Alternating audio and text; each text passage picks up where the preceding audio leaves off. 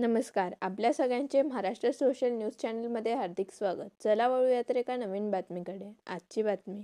धुळे जिल्ह्यातील शाळा व महाविद्यालय परिसरात विक्री होणाऱ्या अप्रमाणित एनर्जी ड्रिंक्सवर कायमस्वरूपी बंदी घालण्याची मागणी इंदिरा महिला मंडळ आणि शिवसेना उद्धव बाळासाहेब ठाकरे गटाच्या वतीने करण्यात आली. विद्यार्थ्यांच्या आरोग्यावर या पेयाचे गंभीर दुष्परिणाम होत असल्याचा दावा करत अन्न व औषध प्रशासनाकडे निवेदन सादर करण्यात आले.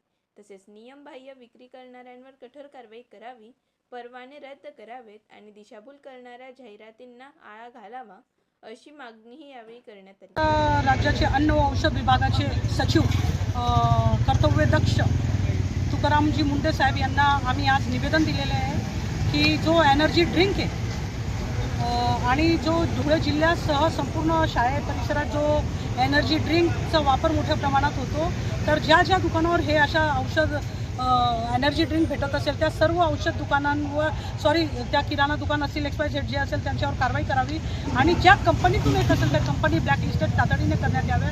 कारण की याचे इतके दुष्परिणाम झालेले.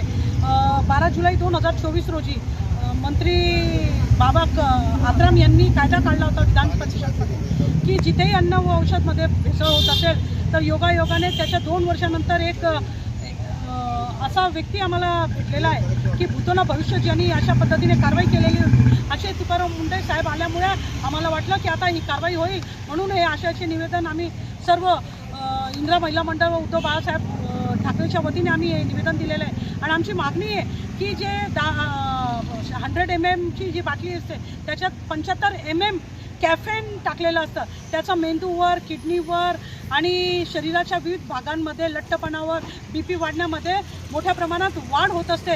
आणि आई वडील रक्ताचं पाणी करून पैसा जो कमवतो तो दवाखान्यांमध्ये टाकतो.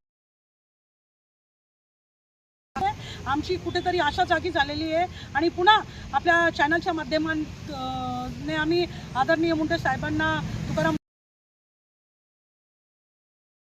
असे प्रकार आढळत असतील त्यांनी तर गुटखाबंदी असेल, भेसळ असेल, मोठ्या प्रमाणात भूतोना भविष्याची कारवाई केलेलीच आहे. बातमी आवडल्यास चॅनलला लाईक व सबस्क्राईब करा व दररोज अशा नवनवीन बातम्या पाहण्यासाठी चॅनलला फॉलो करा. धन्यवाद.